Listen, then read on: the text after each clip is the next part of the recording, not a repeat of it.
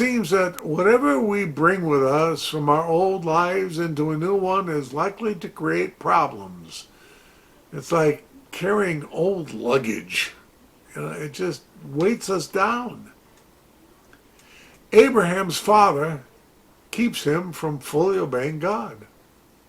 Lot created some real serious problems until he and Abraham agreed to part ways, and even then, that didn't put an end to it. Remember, thanks to Lot, we have a Sodom and Gomorrah. Abraham and Sarah themselves brought a whole suitcase full of sin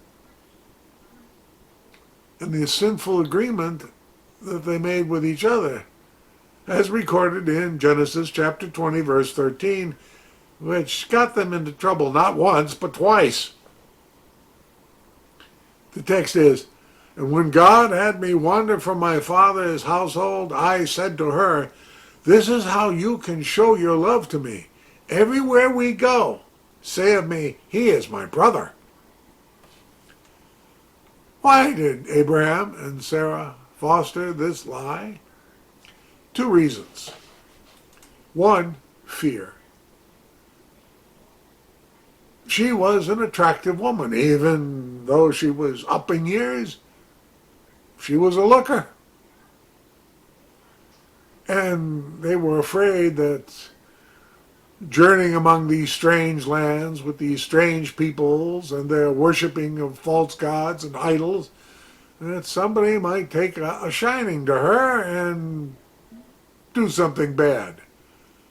Well, if she runs around and they're brother and sister, Abraham's safe and maybe nothing will happen. They were afraid that someone would steal her. That's bad enough in the sin department. But what's really bad is that they failed to trust in God to protect them. How often do you and I do that kind of thing? We think we've got to take care of ourselves when God is more than happy to, eager to, wanting to, because he loves us. The life of faith demands total separation from what is evil and total devotion to what is holy. And yes, God does test us to build our faith and to bring out what is best in us. Sadly, the devil is also out there tempting us in order to destroy our faith and to bring out the worst in us. So it's this constant struggle. But we don't face it alone. We don't face it without the necessary tools that can help us to resist the devil. Abraham and Sarah committed their lives and futures to God, obeyed what he commanded, and received all that God had planned for them. Is the understanding of commitment disappearing in today's world? I kind of get the impression, as I look out over our culture and our society, that commitment truly is vanishing, a vanishing commodity in our world.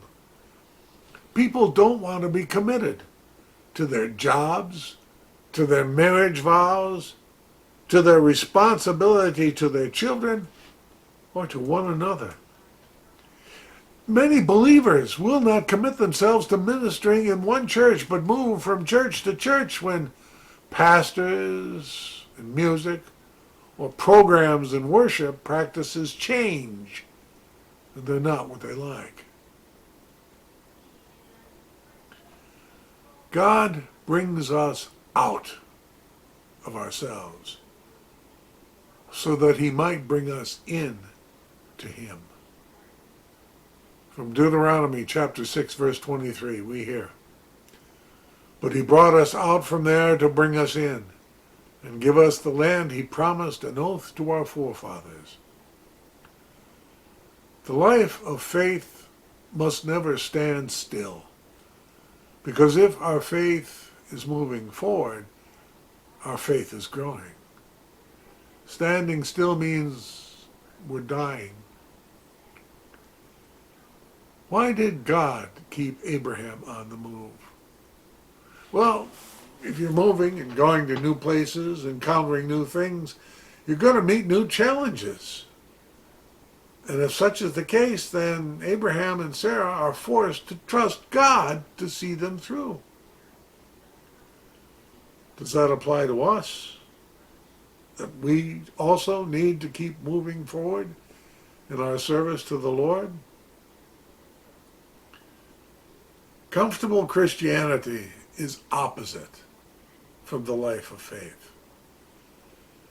We need to face new circumstances if we are to gain new insights about ourselves and our Lord. We're going to encounter more with Abraham and Sarah next week, and I hope you'll join us. Until then, God bless. Have a great week.